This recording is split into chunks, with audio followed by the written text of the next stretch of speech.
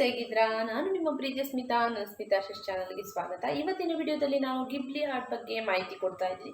ಗಿಬ್ಲಿ heart ಮಾಡೋದ್ರಿಂದ ನಮ್ಮ ಒಂದು ವಿಡಿಯೋ ಆಗಲಿ, ನಮ್ಮ ಡೇಟಾ ಆಗಲಿ ಮತ್ತು ನಮ್ಮ ಒಂದು ಫೋಟೋ ಆಗಲಿ ಪ್ರತಿಯೊಂದು ಕೂಡ ನಾವು ಒಂದು ಸೋಷಿಯಲ್ ಮೀಡಿಯಾದಲ್ಲಿ ಶೇರ್ ಮಾಡ್ಕೊಳ್ತಾ ಇದ್ದೀವಿ. ಇದೊಂದು ಟ್ರೆಂಡ್ ಅಂತಾನೆ ಹೇಳ್ಬೋದು. ಇವಾಗಿನ ಒಂದು ಜನರೇಷನಲ್ಲಿ ನಡೀತಾ ಇರುವಂತಹ ಒಂದು ಜಪಾನೀಸ್ ಕ್ರಿಯೇಟ್ ಮಾಡಿರುವಂತಹ ಗಿಬ್ಲಿ ಹಾರ್ಟ್ ಅನ್ನೋ ಒಂದು ಟ್ರೆಂಡ್ ಅಂತಾನೆ ಹೇಳ್ಬೋದು. ಇದು ಇವಾಗ ಎಲ್ಲರೂ ಕೂಡ ಒಂದು ಮದುವೆ ಫಂಕ್ಷನ್ ಆಗಲಿ, ಪ್ರತಿಯೊಂದು ಏನೇ ಆಗಲಿ, ನಮ್ಮ ಒಂದು ಪರ್ಸ್ನಲ್ ಲೈಫ್ ವಿಷಯ ಆಗಲಿ, ನಮ್ಮ ಪರ್ಸ್ನಲ್ ಫೋಟೋಗಳಾಗಲಿ ಪ್ರತಿಯೊಂದು ಕೂಡ ನಮ್ಮ ಒಂದು ಸೋಷಿಯಲ್ ಮೀಡಿಯಲ್ಲಿ ಅಂದರೆ ನಾವು ಒಂದು ಇನ್ಸ್ಟಾಗ್ರಾಮಲ್ಲಿ ಆಗ್ಬೋದು, ಫೇಸ್ಬುಕ್ಕಲ್ಲಿ ಆಗ್ಬೋದು, ಯೂಟ್ಯೂಬಲ್ಲಿ ಆಗ್ಬೋದು, ಪ್ರತಿಯೊಂದರಲ್ಲೂ ಕೂಡ ಒಂದು ಶೇರ್ ಚಾಟ್ ಆಗಿರ್ಬೋದು, ಎಲ್ಲದರಲ್ಲೂ ಕೂಡ ನಾವು ಶೇರ್ ಮಾಡ್ತಾ ಇರ್ತೀವಿ. ಇದರಿಂದ ನಮಗೆ ಸೇಫಾ ಅನ್ನೋದು ಈ ಒಂದು ಮಾಹಿತಿಯನ್ನು ನಾವು ಸಂಪೂರ್ಣ ಮಾಹಿತಿಯ ಪ್ರಕಾರ ನಿಮಗೆ ನಾನು ತಿಳಿಸ್ಕೊಡ್ತಾ ಇದ್ದೀನಿ ಫ್ರೆಂಡ್ಸ್. ಆ ವಿಡಿಯೋನ ನೋಡ್ಕೊಂಡು ಬರೋಣ ಅಲ್ಲ, ಬನ್ನಿ ಫ್ರೆಂಡ್ಸ್. ವಿಶ್ವದೆಲ್ಲೆಡೆ ಸಾಮಾಜಿಕ ಜಾಲತಾಣಗಳಲ್ಲಿ ಜನಪ್ರಿಯವಾಗಿರುವ ಗಿಬ್ಲಿ ಟ್ರೆಂಡ್ ಈಗ ಒಂದಿಷ್ಟು ಅತಿರೇಕಕ್ಕೆ ತಲುಪಿದಂತೆ ಕಾಣುತ್ತಿದೆ. ಸಮಾಜದಲ್ಲಿ ಗಣ್ಯರೆಂದು ಎನಿಸಿಕೊಂಡವರಿಂದ ಹಿಡಿದು ಜನಸಾಮಾನ್ಯರವರೆಗೂ ಈ ಗಿಬ್ಲಿ ಗೀಳು ವ್ಯಾಪಿಸಿದೆ. ತಮ್ಮ ಮತ್ತು ಇತರರ ಫೋಟೋಗಳನ್ನು ಎಐ ಅನಿಮೇಷನ್ ಚಿತ್ರಗಳಾಗಿ ಮಾರ್ಪಡಿಸಿಕೊಳ್ಳುವ ಆ್ಯಪ್ಗಳಿಗೆ ಅಪ್ಲೋಡ್ ಮಾಡುತ್ತಿರುವುದರಿಂದ ವೈಯಕ್ತಿಕ ಮಾಹಿತಿಗಳ ಸೋರಿಕೆಯ ಆತಂಕ ತಲೆದೋರಿದೆ. ಜಪಾನ್ನ ಹೆಸರಾಂತಕ ಅನಿಮೇಷನ್ ಸ್ಟುಡಿಯೋ ಗಿಬ್ಲಿ ಮಾದರಿಯಲ್ಲಿ ಜನಪ್ರಿಯ ಎಐ ಚಾಟ್ಬಾಟ್ ಚಾಟ್ಜಿಪಿಟಿ ಗಿಬ್ಲಿ ಎಂಬ ಎಐ ಅನಿಮೇಟೆಡ್ ಚಿತ್ರಗಳನ್ನು ಕ್ಷಣ ಮಾತ್ರದಲ್ಲಿ ಜನರೇಟ್ ಮಾಡುವ ಆ್ಯಪ್ ಅನ್ನು ಪರಿಚಯಿಸುವ ಮೂಲಕ ಈ ಟ್ರೆಂಡ್ ಅನ್ನು ಹುಟ್ಟುಹಾಕಿತ್ತು. ಆದರೆ ಈಗ ಪ್ರೆಸೆಂಟ್ ಆಗಿ ಹೇಳುವುದಾದರೆ ಈಗ ಗಿಬ್ಲಿ ಚಿತ್ರಗಳನ್ನು ಜನರೇಟ್ ಮಾಡಿಕೊಡುವ 3-4 ಆ್ಯಪ್ಗಳುಳ್ಳ ಸಕ್ರಿಯವಾಗಿದೆ.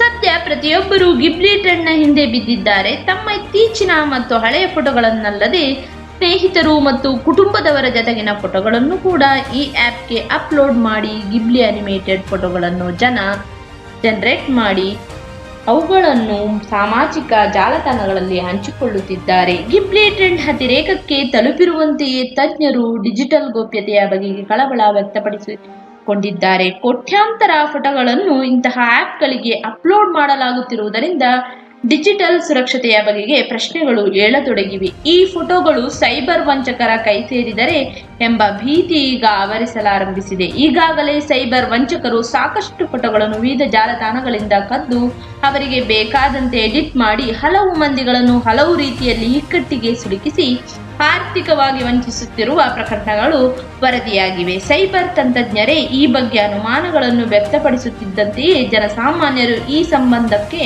ತಲೆ ಕೆರೆದುಕೊಳ್ಳಲಾರಂಭಿಸಿದ್ದಾರೆ. ಈ ಗೋವಾ ಪೊಲೀಸರು ಈ ಬಗ್ಗೆ ಸಾರ್ವಜನಿಕ ಎಚ್ಚರಿಕೆಯನ್ನು ನೀಡಿದ್ದು, ಬೇಕಾಬಿಟ್ಟಿಯಾಗಿ ತಮ್ಮ ಫೋಟೋಗಳನ್ನು ಇಂತಹ ಅನಿಮೇಟೆಡ್ ಚಿತ್ರಗಳನ್ನು ಜನರೇಟ್ ಮಾಡಿಕೊಳ್ಳುವ ಆ್ಯಪ್ಗಳಿಗೆ ಅಪ್ಲೋಡ್ ಮಾಡದಿರುವಂತೆ ಕಿವಿಮಾತು ಹೇಳಿದ್ದಾರೆ. ಅಲ್ಲದೆ ಎಐ ಜನರೇಟೆಡ್ ಅನಿಮೇಟೆಡ್ ಚಿತ್ರಗಳ ಸಾಚಾತನದ ಬಗೆಗೂ ಗೊಂದಲವಿದೆ. ನೈಜ ಫೋಟೋದಲ್ಲಿರದ ವ್ಯಕ್ತಿಗಳು ಅಥವಾ ವಸ್ತುಗಳು ಆ್ಯಪ್ನಿಂದ ಜನರೇಟ್ ಮಾಡಲ್ಪಟ್ಟ ಗಿಬ್ಲಿ ಚಿತ್ರಗಳಲ್ಲಿ ಕಾಣಿಸಿಕೊಳ್ಳುತ್ತಿರುವುದು, ಮತ್ತೊಂದಿಷ್ಟು ಚಿತ್ರಗಳಲ್ಲಿ ನೈಜ ಫೋಟೋದಲ್ಲಿರುವ ವಸ್ತುಗಳು ಮಾಯವಾಗುವುದು ಸಹಿತ ಹಲವಾರು ಅವಾಂತರಗಳನ್ನು ಸೃಷ್ಟಿಯಾಗುತ್ತಿವೆ. ಸ್ನೇಹಿತರು ಇವುಗಳನ್ನು ತಮಾಷೆಗಾಗಿ ಹಂಚಿಕೊಂಡರೆ, ಇನ್ನು ವಿಘ್ನ ಸಂತೋಷಿಗಳು ಇಂತಹ ಚಿತ್ರಗಳನ್ನು ಸಾಮಾಜಿಕ ಜಾಲತಾಣಗಳಲ್ಲಿ ಹರಿಯಬಿಟ್ಟು ಇನ್ನಿಲ್ಲದ ಸಮಸ್ಯೆಗಳನ್ನು ಸೃಷ್ಟಿಸುತ್ತಿದ್ದಾರೆ. ಈ ತೆರನಾದ ಘಟನೆಗಳು ಸಾರ್ವತ್ರಿಕವಾಗಿ ನಡೆಯುತ್ತಿದ್ದು ಅನಾವಶ್ಯಕ ವಿವಾದಕ್ಕೀಡ ಮಾಡಿಕೊಡುತ್ತಿದೆ. ಈ ಬಗ್ಗೆ ಜನತೆ ಸ್ವತಃ ಎಚ್ಚರಿಕೆ ವಹಿಸುವ ಅನಿವಾರ್ಯತೆ ಈಗ ಸ್ಪಷ್ಟವಾಗಿದೆ.